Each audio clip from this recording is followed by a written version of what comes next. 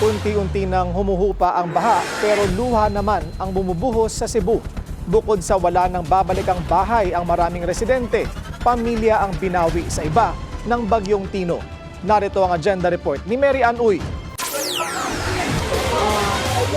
Naging nagpis sa mga magkakapamilyang biktima ng bagyo na ating nadatnan sa punerarya ng Liloan sa Cebu. Ang pamilya Kapuyan di mapigilang umiyak na malamang hindi pa nakikita ang missing nilang anak na lalaki. Si Nanay Jana humahagulhol tuwing maiisip niya na wala na silang bahay at kanyang anak at apo. Missing pa ang kanyang isa pang anak na babae at asawa ng anak niyang buntis na namatay sa baha. Wala nang di kaulian, wala nang di balik.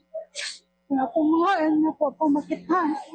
Problema pa ngayon ng pamilya Kapuyan at De La Peña ang lugar ng paglalamayan ng mga mahal nila sa buhay. Ang pamilya Dayana naman na taga-barangay Kabadyangan sa Liloan namatayan ng kaanak. Ang lola nila na 78 years old mag-isa raw sa bahay ng inanod ng baha. Siya raw sa iyahang palay. Then ang mga tawag to kay wala sila nagtahog na maglunok kay medyo layo-layo naman sila sa sapa. Si Tatay January nilakasan nila ang loob na tiningnan muli ang kanyang 7 taong gulang na anak.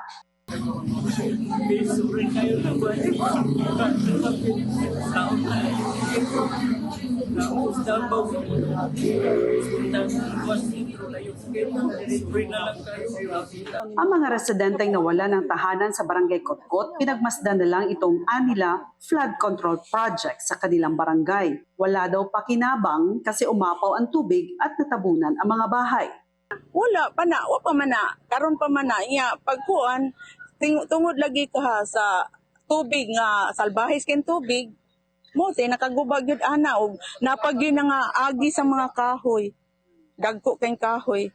Ito ang Barangay Kotkot 3 araw mula ng bayuhin ng bagyo. Ikinuwento ni Councilor Kat Humapaw ang lapad ng tubig na dumaloy mula sa ilog patungo sa mga residential area. Dito rin sa barangay nakita ang ilang bangkay na natapunan ng mga napadpad na kahoy. Ang na-wash out dito, yun yung mga napunta doon sa lower ground. Mostly kasi the casualties nadala sa mga ganito, mga dahon, hinahanap pa sila. So na-cover up sila after being washed out. So that's why search and retrieval is still being done dito sa Liloan. Isang araw bago ang bagyo, inilipat ng ilang mga residente dito sa Sitio Ilaya sa Barangay Kotkot, dito sa Tiltilon Elementary School. Lahat ng mga evacuees nandoon sa taas, sa 3rd floor. Buti na lang at nasa taas ng school building ang mga evacuee dahil umabot hanggang 2nd floor ang baha. Karamihan sa mga evacuee ngayon nagrereklamo at nababagot. Lang kami signal, all communications were out.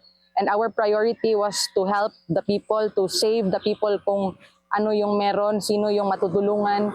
Kailangan daw nila ng tubig at pagkain. Ayon sa local government ng Liloan, tuloy-tuloy naman ang kanilang pamamahagi ng ayuda. Para sa agenda, Mary Ann Uy, Billionaire News Channel, Cebu.